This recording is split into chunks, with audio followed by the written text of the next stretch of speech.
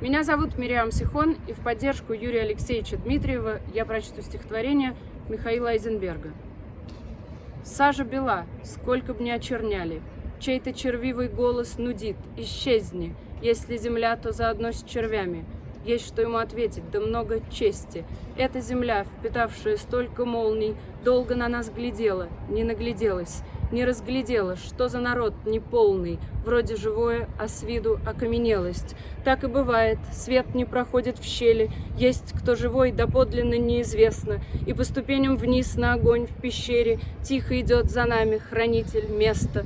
То-то родные ветры свистят, как сабли, небо снижается, воздух наполнен слухом, чтобы певцы и ратники не ослабли, чтобы ночные стражи не пали духом.